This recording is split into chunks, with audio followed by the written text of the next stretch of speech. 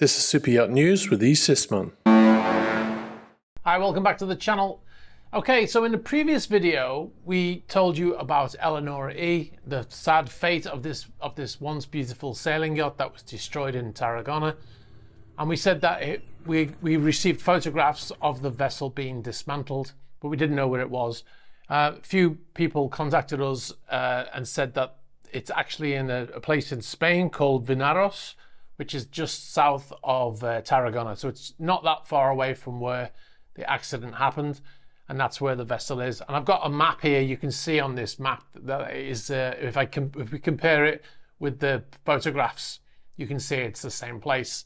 So I just wanted to clear that one up. Also in the previous video, we talked about a Nordhavn yacht called Vivere 2.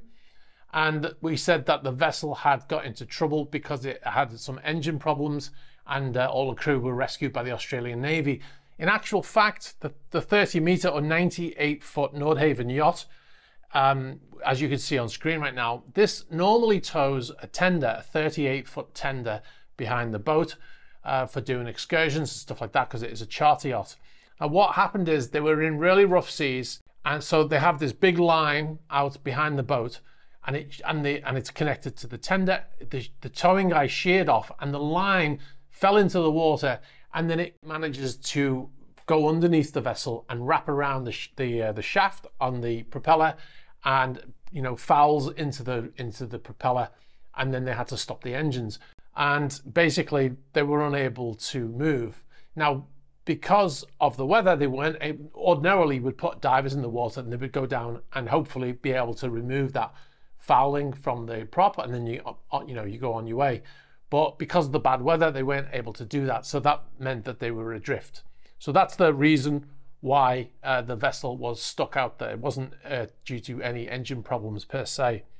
Now, from what we understand, now that the weather is improving, the owner of the yacht and the crew are returning to the boat in order to bring the boat back in, and then they will get about fixing that issue. Okay, so we'll move on to one of our first stories now, and this is about a Lurssen launch. Now, they've been really busy this year. I think this is the third boat. I think they've launched or delivered 3 boats this year already. And this is a 110-meter or 360-foot super yacht called Project Cosmos, or Project 13759. And this is a technical launch in Rendsburg in Germany. And this is basically a technical launch, means they're just putting the hull into the water, then the vessel will be towed to the next place to complete the build of that yacht. The yacht has an unusual look to it, especially on the top deck there, has like a conservatory style roof on the top deck, which could be for some sort of green garden or observation lounge or something like that. But it is unusual to see that. I don't think I've ever seen that on a yacht. Now, one of the things that you can't see from this launch video, by the way, I'll put a link to the launch video in the description below if you want to watch the whole thing. But one of the things you can't see here is that this yacht, I believe this is the first Lurssen yacht to have some brand new tech that Lurssen were talking about in a podcast a few years ago with David Seal from Yachts for Sale. If I can find it, I'll put a link below as well. It's quite long, but it's very interesting. But they have fitted to this boat a hydrogen fuel cell. Now, this hydrogen fuel cell will give this yacht the ability to cruise for 1,000 miles with 0 emissions. Well, other than water, because hydrogen, emits water, doesn't it? So 1,000 miles emissions free, or to be able to sit at anchor for 15 days, for over 2 weeks at anchor with 0 emissions. That is quite remarkable. So that is the future of yachting. So that's a great bit of PR for Lurssen, isn't it? To be able, well, not just PR, but great bit of technology to draw more people in the future. Now, the owner of this vessel is believed to be the Japanese businessman and billionaire Yusaka Mizawa. I probably butchered that.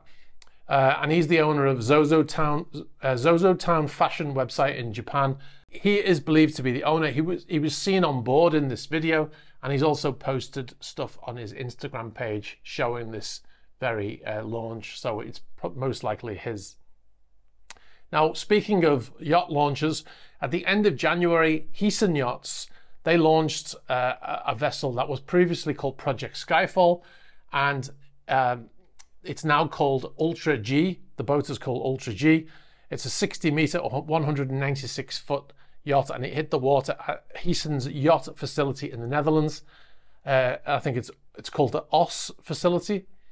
And now the reason why we brought this up, because this was at the end of January, but this yacht has been tied to the Eleanora family. Now, before the invasion of Ukraine, the company was owned by Vagit Eleanora. He owns a few yachts already. He owns a Galactica Supernova. He also owns another yacht, which was called Galactica. This was one we featured actually before the invasion of Ukraine, where it got stuck under a bridge when they were trying to take it through those canals in the Netherlands.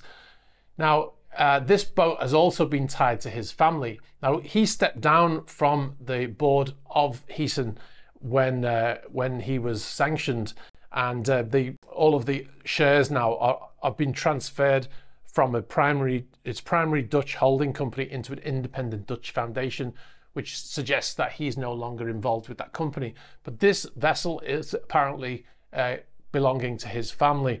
Now, we contacted Heesen Yachts and asked them for a statement on this, whether this is true or not. They never came back to us. But it will be interesting to see, because all of the boats in the Netherlands that have been built for Russians, whether they're sanctioned or not, are prohibited from being delivered until, you know, whatever happens in Ukraine is resolved, or the sanctions are resolved. It was pronounced completed at the end of January. So if this is not delivered and it sits in a shipyard somewhere, then it's most likely for that reason. All right, so we'll move on now to our main story, and this is about motor yacht Nakoa. This is the yacht that ran aground in Maui in Hawaii. And we wanted to talk a little bit about some of the damage that this vessel has caused for being on the rocks for 2 weeks. The footage you can see on the screen right now, this is the final moments of that stricken yacht after she was dragged off the rocks by that recovery team, or salvage team, as they called it. And the vessel had been sat there for over 2 weeks, right, rocking about on those rocks. Now, the yacht was towed away at speed. I think it was quite obvious to everybody involved before they even pulled it off those rocks that that boat was going to sink. They would have been inside, and they would have known by looking at inside the, inside the engine room and stuff, that if they can see right through into the water, then they knew that this vessel was going to sink. Now, we asked the DLNR why they didn't use airbags to prevent this boat from sinking, and we got a reply back from a spokesman, and they said that the float bags were on board the vessel, but some had to be removed in order to gain access to attached tow lines. And once the boat was in deep water, unfortunately, there was not enough time to place additional floats on the yacht before it sank. I find that to be a bit confusing. You would have put them on the outside of the boat. After you put your tow lines on, you put the float bags on, right? And then you pull that vessel off, and then you will have a vessel that is not going to sink regardless of how much water it takes on.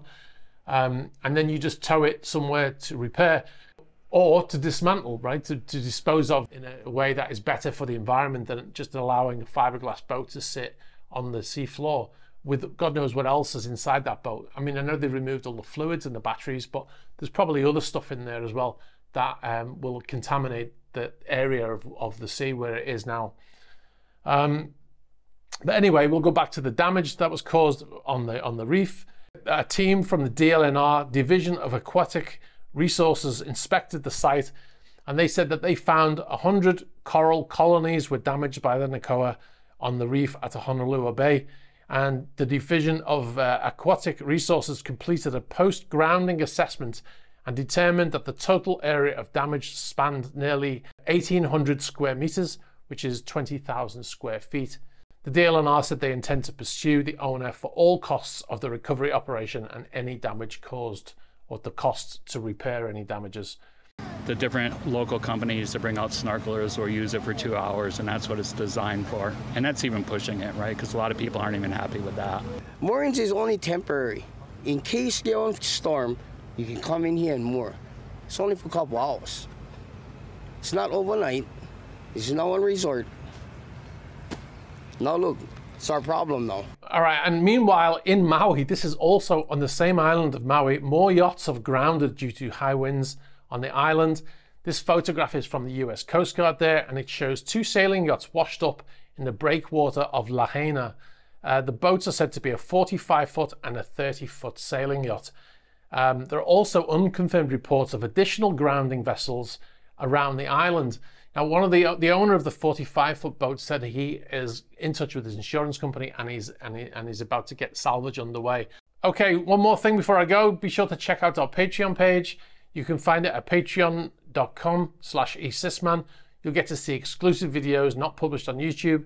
You get early access to features advert-free, and you'll get to suggest topics for future videos and ask questions for upcoming Q&As. All right, be sure to check that out at patreon.com/esysman. If you've got any information about any of the stories here, please be sure to get in touch through the normal fashions. You can get us on the About page of the YouTube channel. You can get us on Instagram, on Facebook Messenger. You can also get us on Threema. Be sure to like this video, very important. Hit the subscribe button and hit the bell for future notifications. All right, guys, have a great weekend, and I'll catch up with you soon. Bye-bye.